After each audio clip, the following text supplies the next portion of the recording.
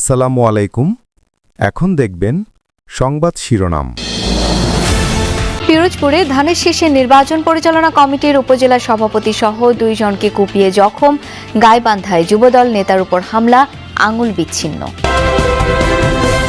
কুমিল্লায় 83 প্রার্থীর মধ্যে 59 জনই হারিয়েছেন জামানত। বড় দল ছাড়া বেশিরভাগ প্রার্থী যাননি ভোটারদের কাছে। যারা জামানত হারাইছে তারা জনসমুখে কোনোদিন আসেও নাই, জনসেবাও করে নাই। তারা তো আমাদের কাছে আসতে হবে, না আসলে আমরা তাদেরকে চিনবো কেমনে আর ভোট দিব কেমনে। টাঙ্গাইলের ভাতগ্রাম ভূমি অফিসের ঘুষ চাওয়ার ভিডিও ঘুরছে সামাজিক যোগাযোগ মাধ্যমে। জমির খাজনা দিতে চাওয়া ব্যক্তির কাছে 40,000 টাকা চাইছেন অফিস সহায়ক। সাতক্ষীরার 4টি আসনে জয় পেয়েছে জামায়াত প্রার্থীরা। 1.5 লাখ ভোটের ব্যবধানে সাতক্ষীরা 2 আসনে জয়ী মুহাদ্দিস আব্দুল খালেক।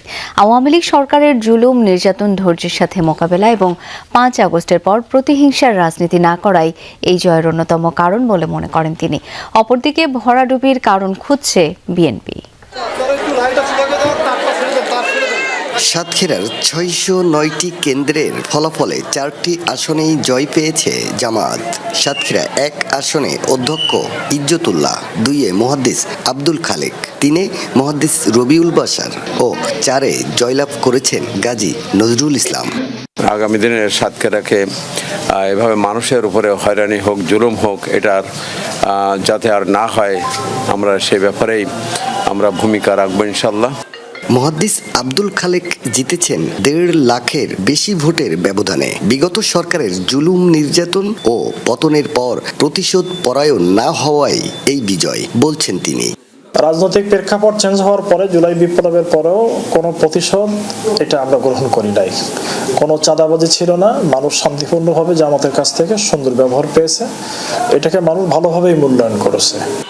সবাইকে সাথে নিয়ে এলাকার উন্নয়ন, দুর্নীতি ও চাঁদাবাজ মুক্ত সমাজ গড়তে চান সাতক্ষীরা 3 ও 4 আসনের জামায়াতের বিজয়ী প্রার্থীরা। দেশ এবং জাতির কল্যাণের জন্য আমাদেরকে সংসদে পাঠিয়েছেন, তারা ভোট দিয়েছেন। আমরা সর্বাত্মক চেষ্টা করব সাতক্ষীরাকে দুর্নীতি মুক্ত রাখার জন্য। সাতক্ষীরার বিভিন্ন অবকাঠামো, রাস্তাঘাটের উন্নয়ন এবং সকল দিক থেকে আমরা চেষ্টা করব যাতে করে সাতক্ষীরাকে আমরা একটি উন্নয়নের রোল মডেল এখানে তৈরি করতে পারি।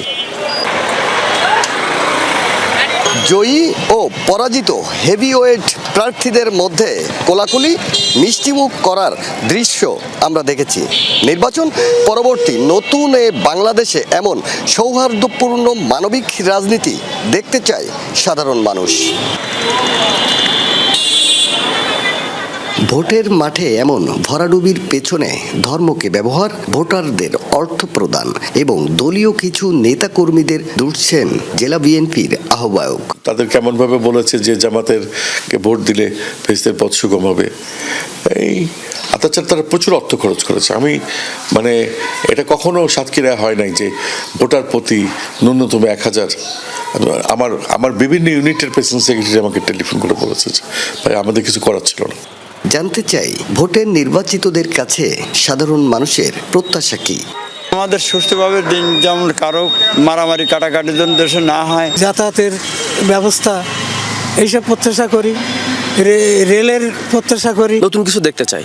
সাতক্ষীরাকে নিয়ে তারা চিন্তা করবে, সাতক্ষীরার উন্নয়নের কাজ করবে, বিশেষ করে জলাবদ্ধতা। পিরোজপুরে দুর্বৃত্তদের হামলায় আহত বিএনপি নেতা মহিউদ্দিন মল্লিক নাসিরকে উন্নত চিকিৎসার জন্য ঢাকায় আনা হয়েছে। ভর্তি করা হয়েছে পিজি হাসপাতালে। দুপুরে খুলনা মেডিকেল থেকে হেলিকপ্টার যোগে নাসিরকে রাজধানীতে আনা হয়। আহত নাসির পিরোজপুরে 1 আসনে ধানের শীষ প্রতীকের প্রার্থীর সদর উপজেলা নির্বাচন পরিচালনা কমিটির সভাপতি ছিলেন। একই ঘটনায় আহত শঙ্করপাশা ইউনিয়ন বিএনপির সাধারণ সম্পাদক রিয়াজউদ্দিন মল্লিক নিপু খুলনা মেডিকেলে চিকিৎসাধীন রয়েছেন।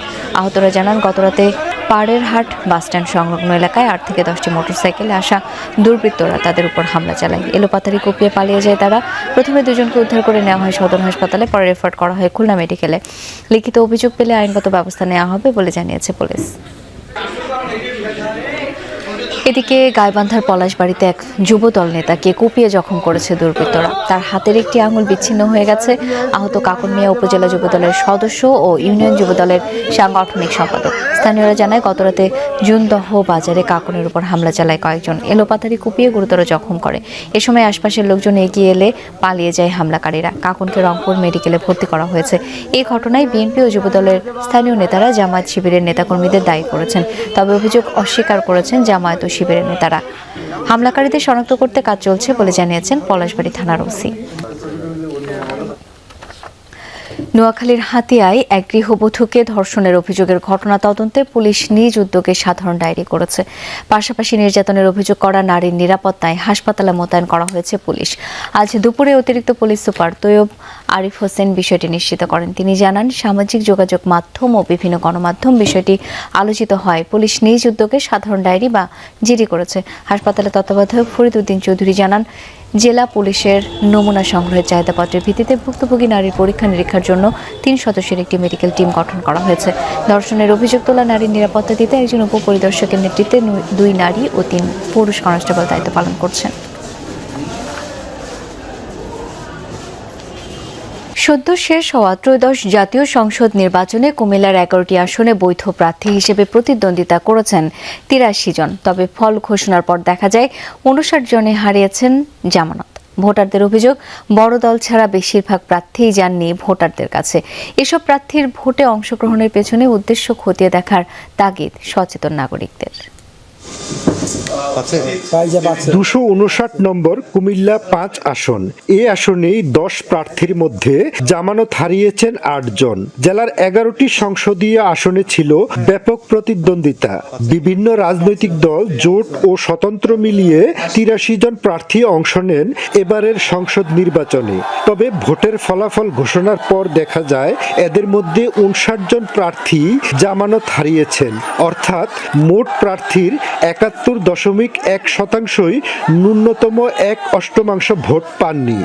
কোনো আসনে মোট প্রাপ্ত ভোটের 8%-এর নিচে হলে সে প্রার্থী জামানত হারাবেন। বিশ্লেষকরা বলছেন, এবারের নির্বাচনে মূল প্রতিদ্বন্দ্বিতা হয়েছে সীমিত কয়েকটি দলের প্রার্থীর মধ্যে। ফলে ছোট দলের প্রার্থীরা ভোটের দৌড়ে পিছিয়ে পড়েন। অনেক প্রার্থী নির্বাচনী প্রচারণায় তেমন সক্রিয়ও ছিলেন না। এসব প্রার্থীর ভোটে অংশগ্রহণের পেছনের উদ্দেশ্য খতিয়ে দেখার তাগিদ সচেতন নাগরিকদের। অনেকগুলো সংগঠন থেকে যারা নির্বাচন করছে তারা তাদের এই পলিটিক্যাল যে আইডেন্টিটিটা সেটা ব্যবহার করে কোনো ব্ল্যাকমেলিং করছে কিনা, সেখানে কোনো ট্রেডিং হচ্ছে কিনা, অথবা কোনো মনিটারি কোনো অ্যাডভান্টেজ তারা নিচ্ছে কিনা, সেই বিষয়টি কিন্তু স্ক্রিনিং একটি প্রয়োজন আছে। এখানটাই মানুষের প্রশ্ন যে এরা আসলে রাজনৈতিকভাবে দক্ষ বা সংগঠিত কোনো শক্তি কিনা, তারা সাধারণ মানুষের সাথে তাদের কোনো যোগাযোগ আছে কিনা, এলাকার মানুষের সাথে কোনো যোগাযোগ আছে কিনা। ভোটের হিসেবে সবচেয়ে কম ভোট পেয়েছেন পর্যায়ক্রমে 3টি দল: যুক্ত ফ্রন্টের মাছ প্রতীক, ন্যাশনাল পিপলস পার্টির আম প্রতীক এবং বাংলাদেশ রিপাবলিকান পার্টির হাতি প্রতীকের প্রার্থী। অন্যদিকে জামানত রক্ষা করতে সক্ষম হয়েছেন 24 জন প্রার্থী। এর মধ্যে রয়েছেন বিজয়ী 11 জন এবং কয়েকজন শক্ত প্রতিদ্বন্দ্বী, যারা উল্লেখযোগ্য ভোট পেয়েছেন। ভোটাররা বলছেন, বিপুল সংখ্যক প্রার্থীর জামানত হারানো প্রমাণ করে নির্বাচনে অংশ নিলেই জনগণের আস্থা অর্জন করা যায় না।